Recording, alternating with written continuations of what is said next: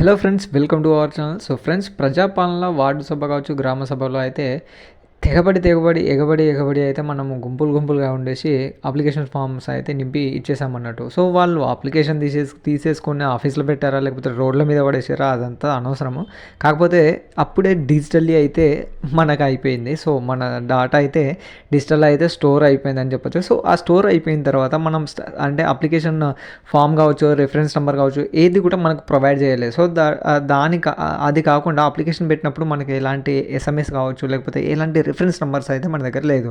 కాకపోతే ఆఫీస్లో MPDO office కావచ్చు, ఎంఆర్ఓ ఆఫీస్లో కావచ్చు, ఆఫీస్లలో అయితే జనరేట్ చేసిన ఒక లిస్ట్లో అయితే వాళ్ళు ప్రొవైడ్ చేస్తారండి. సో వాళ్ళ దగ్గర అయితే ఆ రిఫరెన్స్ నెంబర్స్, అలాగే ఏదైతే మనం ఆహార భద్రత కొరకు చేసిన వాటి అన్ని డీటెయిల్స్ అందులో ఉంటుంది అన్నట్టు.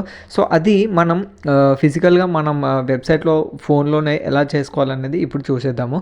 సో మనం ఫోన్లో నేను గూగుల్లో అయితే TS new ration cards status అని జస్ట్ టైప్ చేశాను అన్నట్టు. సో స్టేటస్ అని చేశాక మనం సెర్చ్ చేశాక ఇక్కడ చాలా ఉన్నాయి అన్నట్టు వెబ్సైట్లో. సో అందులో EPDS.Telangana.gov.in అని ఉంది కదా. సో అంటే మన ఫుడ్ సెక్యూరిటీ కార్డుకి సంబంధించింది అన్నట్టు. సో ఆ ఫస్ట్దే జెన్యూన్ అన్నట్టు, రిమైనింగ్ అన్ని ఫేక్ వెబ్సైట్ అన్నట్టు. సో దాని మీద అయితే నేను క్లిక్ చేసేసాను. సో చాలా బఫరింగ్ అవుతుంది. సో ఇక్కడ చూడొచ్చు, ఫుడ్ సెక్యూరిటీ యాక్ట్ అని చెప్పేసి సంథింగ్ లోగో, ఆహార భద్రత తెలంగాణ ప్రభుత్వము, అలాగే మొత్తం దానికి సంబంధించిన డిపార్ట్మెంట్ వాళ్ళ మొత్తం అయితే ఇక్కడ ఉందన్నట్టు.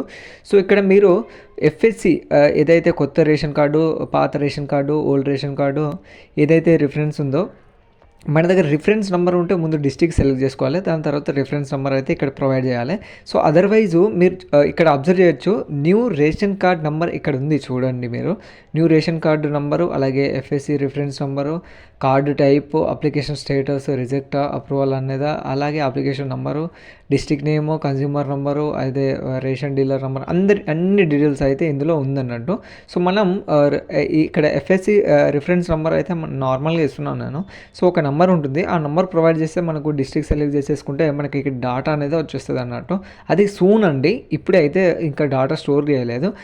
ఇది రేషన్ కార్డ్ నెంబర్ అయితే డైరెక్ట్గా ఉన్న వాళ్ళైతే రేషన్ కార్డ్ నెంబర్ ఇచ్చేయండి. అదే కాకుండా ఇక్కడ చూడొచ్చు మీరు, ఎఫ్ఎస్సి రిఫరెన్స్ నెంబర్ అని చెప్పుడుతోటే మనకి డిస్ట్రిక్ట్ సెలెక్ట్ చేసుకోవాల్సి వస్తుంది. ఓల్డ్ రేషన్ కార్డు కూడా సెలెక్ట్ చేసుకోవాల్సి వస్తుంది.